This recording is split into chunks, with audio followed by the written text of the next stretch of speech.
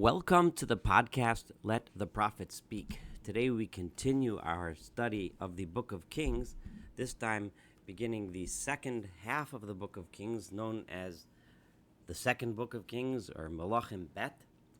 Again, as I've said many times throughout this podcast, the division into these chapters and sections is not of Jewish origin.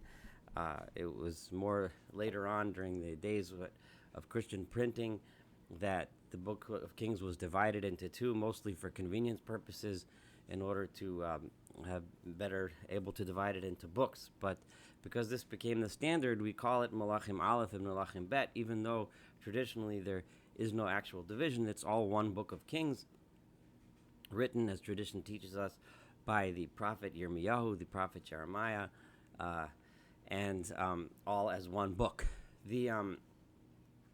This particular division between 1 and 2 is in a little sloppy place. It kind of ends with the death of Ahav, which makes sense, but on the other hand, it's in the middle of the career of his son Ahaziah, who we learned about before, and we're learning about again. So we're going to continue with the career of Ahaziah, which was short-lived, but we can learn a lot from it, and that's what we're about to do. The chapter begins with verse 1. Vayifsha Moav b'Yisrael acharei mot Achav. After the death of Achav and the succession of his son Ahaziah, the people of Moab, which was previously subdued and under the dominion of the northern kingdom of Israel, rebelled. In other words, they stopped paying tribute. They asserted their independence. And this verse seems to be hanging in the middle of nowhere without a lot of context, but it's clearly being written here in order to give us the impression that the very powerful empire that had been built by Omri and his son Achav, which was really at least from the political standpoint and military and even economic standpoint, the high point of the career of the northern kingdom, was starting to unravel. Things were starting to come apart, and never again would the northern kingdom of Israel attain the height of power that it had during the days of Achav and his predecessor, his father Omri. So as Ahaziah took over, the kingdom is starting to unravel, starting to fall apart. Verse 2, Vayipol Ahaziah bi'ad hasivacha ba'aliyaso. And Ahaziah fell through the lattice work that was in the upper story of his home, some kind of a roof upon which people could walk, but it was also had holes in it. It seems like in order to allow light to the lower floors, and I guess it wasn't built sturdy enough or whatever. For some reason, it broke and it tore through and he fell through. Asher b'Shamron, which it was in his palace, which was in Samaria, right, which we now are familiar with is the capital of the northern kingdom. Vayochal, and as a result of this fall, he became ill. Presumably he had a wound, maybe got infected or something like that. Vayishlach malachim, so he sent messengers.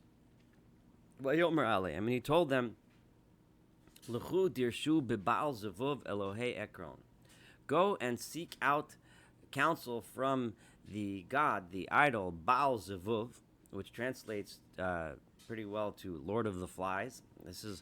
This idol becomes famous in the Christian New Testament. Here we have it as the Elohei Ekron, the god of the people of Ekron, which we know is one of the 5 major cities of the Philistines. The Philistines are still around, even though they've been subdued enough and for a while now haven't been causing trouble to the people of Israel or Judah, but they're still there, and they have a god named Baal Zevuv. Go find out from that god, Im echyeh mechalizeh, if I will somehow become healed from this illness.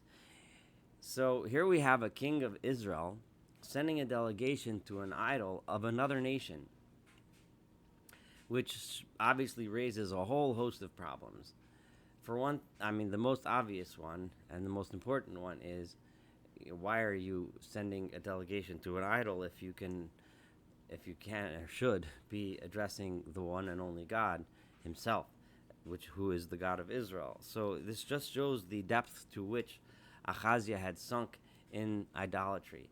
but also very importantly, this gives the impression of a king that's falling apart, that's losing a grip. Imagine what this looks like on this in the world of international diplomacy, when a king which has his own tradition, his own god, and everything, is sending a delegation to another country and there to ask beseech help from their god. It's really a very bad picture of weakness on the part of Ahaziah, and making the northern kingdom look very weak, which connects this to the first verse. As we said, his handle, his grip on power and the height of the kingdom is significantly sinking and significantly beginning to fall apart. Now, Umalach Adonai, a messenger of God, Diber el Eliah Tishbi, told this to Elijah the Tishbi, the prophet. So here's Eliyahu again. He's still around, but he's not in the king's court. He's not there. He's out, right? Remember, he had a price on his head, so to speak, from Ahaziah's parents, Achav and Izebel. So he is not in the palace. He's away. So the malach of a messenger from God spoke to Eliyahu, to Elijah, and said to him as follows: Kum alei likras malachei melech Shomron. Get up and greet on the road and meet on the road the messengers of the king of Shomron. Right? He didn't even name him, the king of Samaria, who is Ahaziah, of course. V'daber aleihem, and speak to them, and say the following message: Hamibli ein Elohim bi Yisrael. Is there no God in Israel? Atem holchem lidrosh beval zevuv Elohei Ekron, that you have to go and seek out Baal Zevuv, the god of Ekron.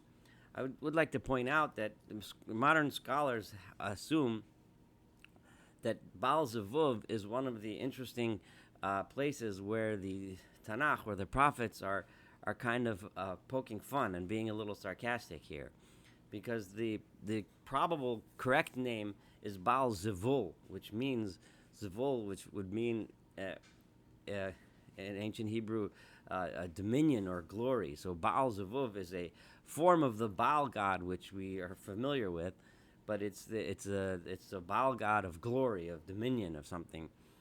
But the prophets call it Baal Zevuv, call it a fly, a Zevuv, in order to make fun, in order to poke fun at this god, and rather than call it by the honorable name that the adherents to this idol would have called it. So just an interesting, cute aside. And therefore, this is the message from God. So says God, because you are seeking help from Baal Zevuv and not from God, and not repenting, not doing what you're appropriately supposed to do in order to possibly achieve forgiveness and maybe heal from your illness. Instead, this bed, Asher Alisa Sham Lo Teri B'mena, the bed that you have climbed into, right, that because of your illness, you're never going to get down from that bed. Kimos, you're going to die. Vayelach Aliyah.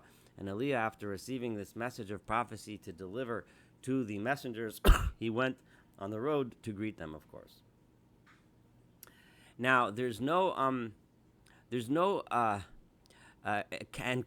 discussion of the actual encounter between Eliyahu and these messengers. It's assumed from the text that you should assume that it occurred, because the next verse 5 says, "Vayeshuvu hamalachim elav." So the messengers now return to the king Ahaziah. So doesn't discuss what happened when Eliyahu delivered this message to these messengers. The messengers turned around and went right back to Ahaziah. Vayomer aleihem, ma zeh shavtem. What is this that you've returned so early? Obviously, they were met on the road, so they came back much, much earlier than expected, without ever having reached Ekron and the Philistines and so on, and beseeched the god Baal Zevuv, god small g. Vayomer elav. So they said to Ahaziah as follows: Ish Allah likrasenu. There was this man that came up to greet us. Vayomer elenu, and he told us, L'chu shuvu el hamelach asher sholach eschem. Go back to the king who sent you, v'dibartem elav, and speak to him. Kol amar Adonai, so says God, Hamibli ein Elohim bi Yisrael. Is there no God in Israel? that ata sholeach ledros beval zevuv elohei Ekron, that you're sending messengers to seek out counsel from Baal Zevuv, the god of Ekron.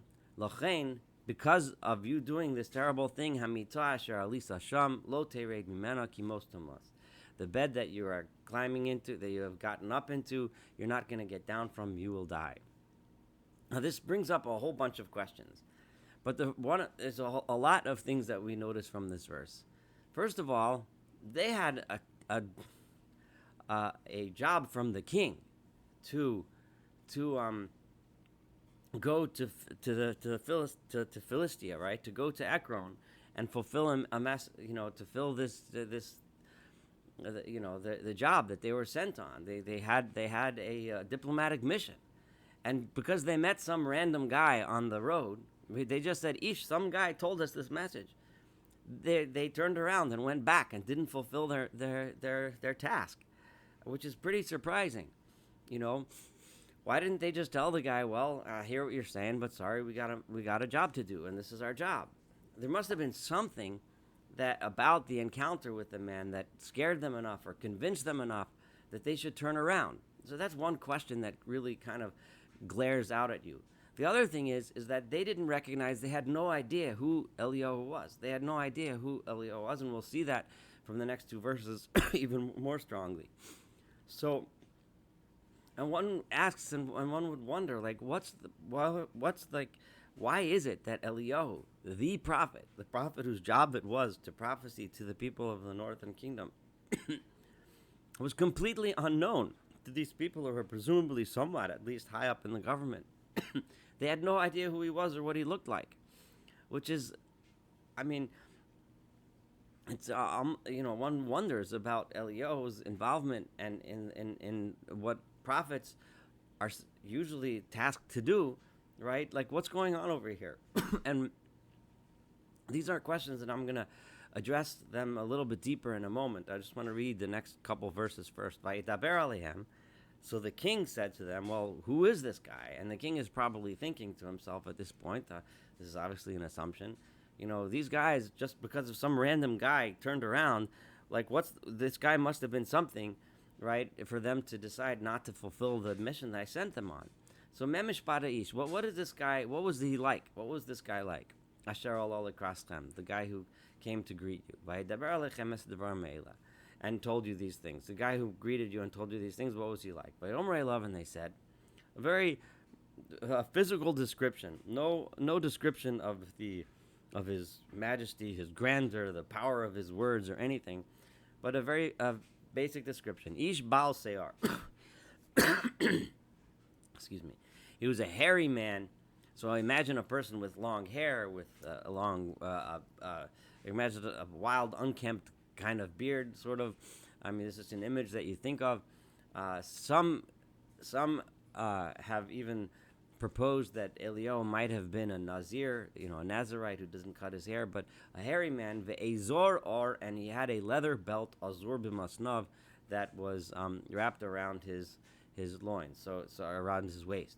So this is like, he must have had some typical appearance. Vayomar, and the king said, Eliyahu tishbihu. That must be Elijah the prophet, Elijah the Tishbi, from the Tishbite.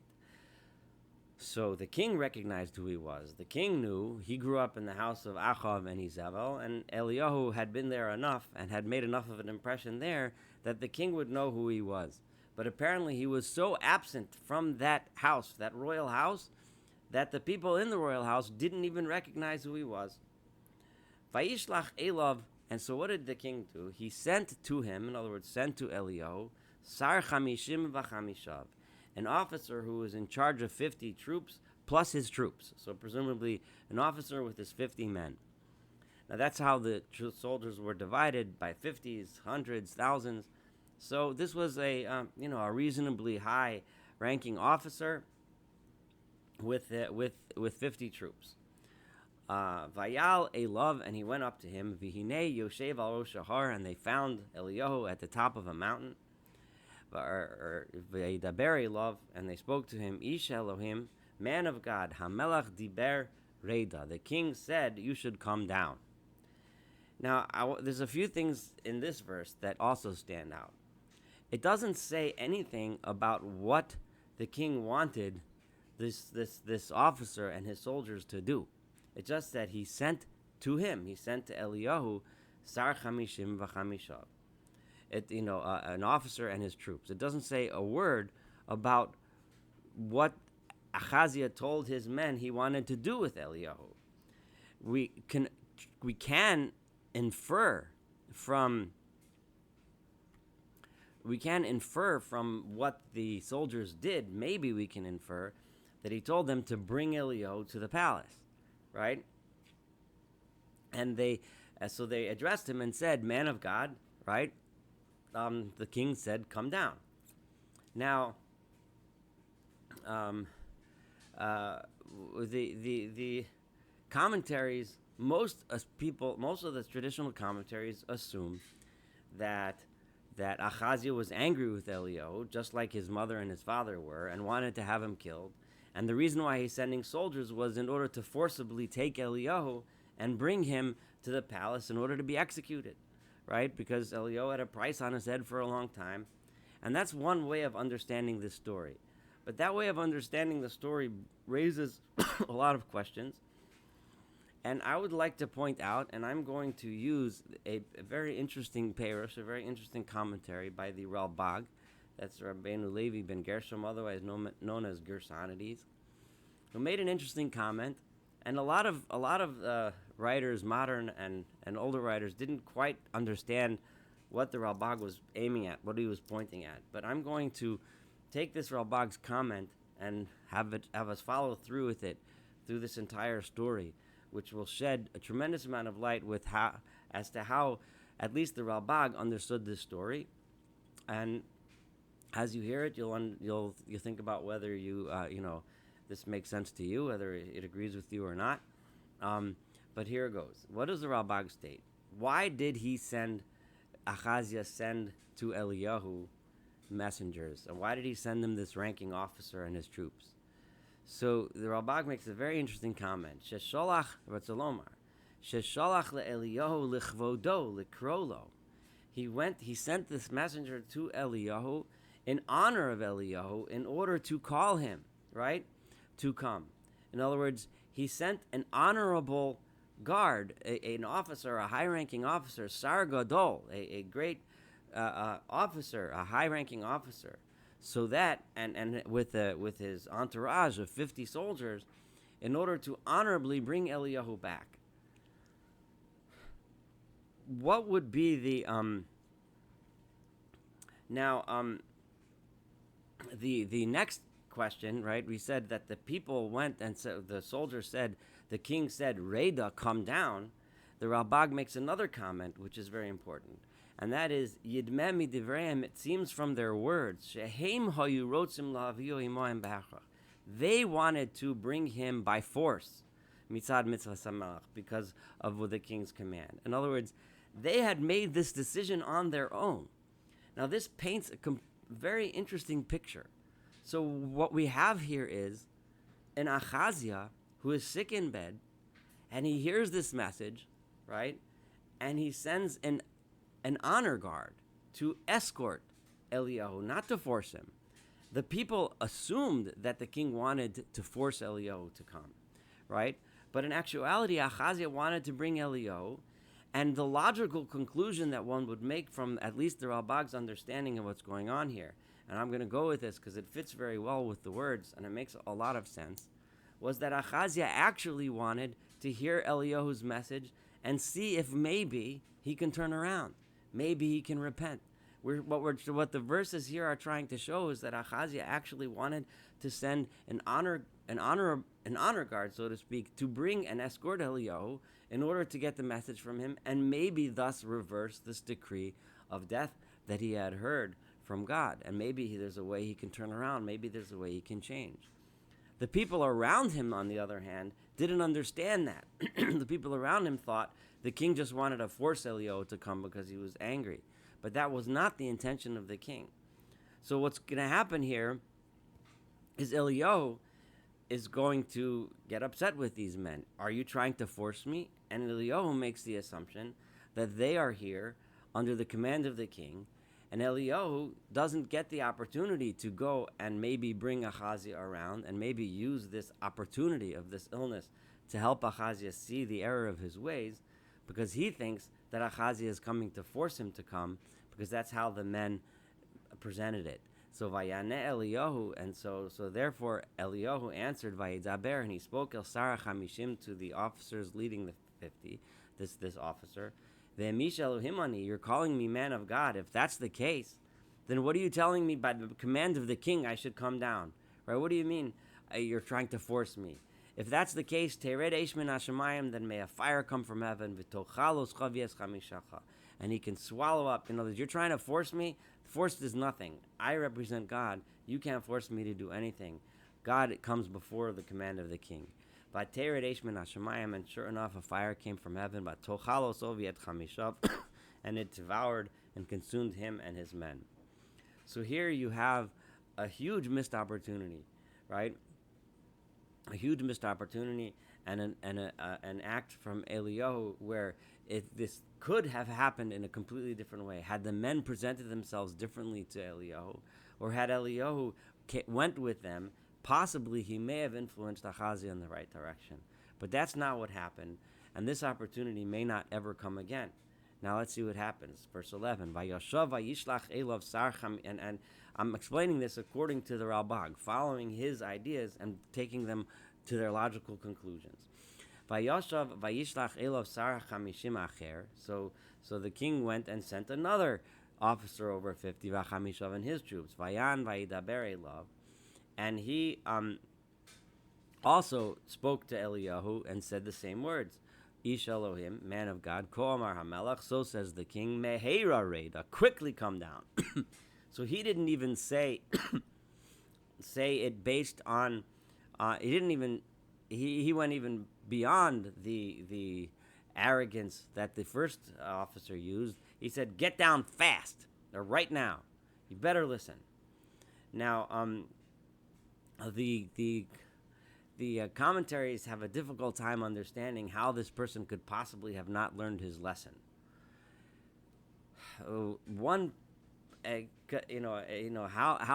could, after what happened to his predecessor, you would imagine that he would have learned his lesson and known to be a little bit more respectful when he speaks. The only maybe possible way of, not the only, there's various explanations, but I don't know if any of them really answer that question, other than when a person is really arrogant, they simply lose their common sense, which is probably the most logical understanding. But another way of maybe understanding it is that maybe now this Sar understood that the king wanted to speak to Eliyahu. I don't know. I really don't know a good answer for that. I'd be interested if any one of you have suggestions. But anyway, so what Eliyahu then, hearing this demand again and seeing these people here and trying to force him to come down, Vayan Eliyahu. So Eliyahu answered and said, Vaydaber Elohim, Mish Elohim ani, if I am such a great man of God like you addressed me, then Tered Eish min hashamayim v'tochalos chavi et chamishacha, v'tered Eish Elohim min hashamayim v'tochalos v'chamishav. The same exact thing happened, right? May a fire come down from heaven. And the fire did and destroyed them all. So now, Vayashav vayishlach sar chamishim shlishim v'chamishav, and now he sent a third officer over 50 and his troops. Vayal vayavo sar chamishim ashalishi, and the third one came, and this one had a completely different approach. Vayichra al birkav leneged Eliyahu, and he bowed on his knees opposite Eliyahu. Vayitchanein love, and he begged him. Vayidaber love, and he said, Ish Elohim, tikar no nafshi, please value my life. V'nefesh avodecha eila, and the lives of these servants of yours, my 50 men.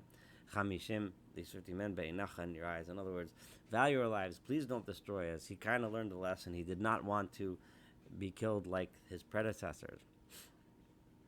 Hine. Yarda eish min hashamayim. Behold, I know that fire came down from heaven, vatochal et shnei sorya chamishim rishonim, that killed the two previous officers that preceded me, Vet Chamishem, and their troops. V'ata tikar nafshi beinacha, please value my life in your eyes. Look at me as a life that's precious. Please don't take my life. Vayidaber malach Adonai el Eliyahu, so a messenger of God said to Eliyahu, Raid also, him you can go with. Al tirami panav, do not be afraid of him. So now this right away gives us an understanding that Eliyahu was afraid that the king wanted him killed and was sending these men in order to force him to come and execute him, just like his mother had been trying to do and for years. And God now encourages Eliyahu and says, don't be afraid. Vayakom vayered oso el hamelach.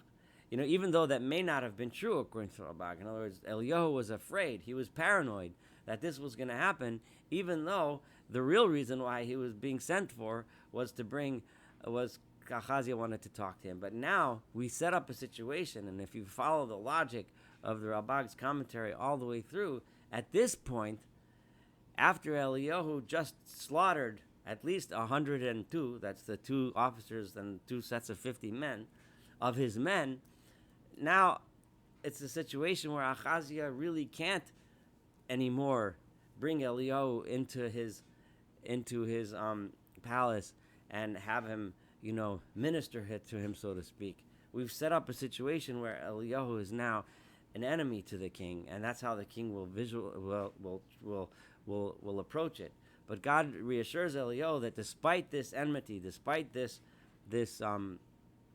violence, you don't need to be afraid of him. You can go to the king and deliver my message. By Deberi love, and this is what you should tell him. Because you sent messengers to seek advice from Baal Zevub el Ekron, is there no God in Israel that you should look to him for help? Therefore, the bed that you went up into in your illness, you're not going to come down from, because you will find death. We don't have any discussion of the actual encounter between Eliyahu and Ahaziah. The verses assume that you realize that Eliyahu went to Ahaziah and delivered that message. But there's no actual report of what happened when Eliyahu got there.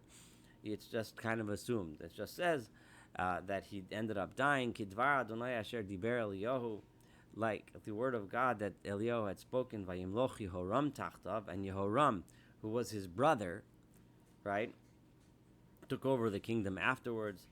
Because Ahaziah didn't have a son. Ahaziah had just taken the throne, not quite 2 years prior, and had not yet had a son. So his brother Yehoram then took over the kingdom afterwards. V'yeser divrei Ahaziyahu, and all the other things that occurred in Ahaziyahu's reign, asher also that he had done and accomplished. If you want to read about it, Halohema Ksuvim al Sefer Divrei Hayam Malachi Yisrael.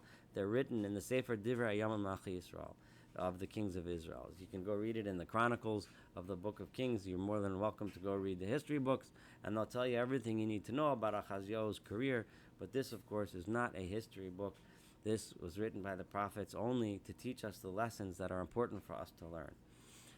One really, really deeply wonders that from the way the Ralbag understood this story, that Ahaziah was actually reaching out to Eliyahu because he wanted to bring Eliyahu peacefully and honorably back to his palace to hear his message. What opportunity here was lost, and what could have happened had things transpired differently, had the messengers of the king treated Eliyahu differently, had Eliyahu reacted differently. I'm considering a specific podcast, an in-depth sort of podcast, to analyze the career of Eliyahu in general. But first we're going to finish the annals of Eliyahu's life, and of course we're going to continue reading of Eliyahu's career in the next chapter. And it's been a privilege to study the first chapter of the second book of Kings with you today. Looking forward to studying the rest of this book together. Have a wonderful day.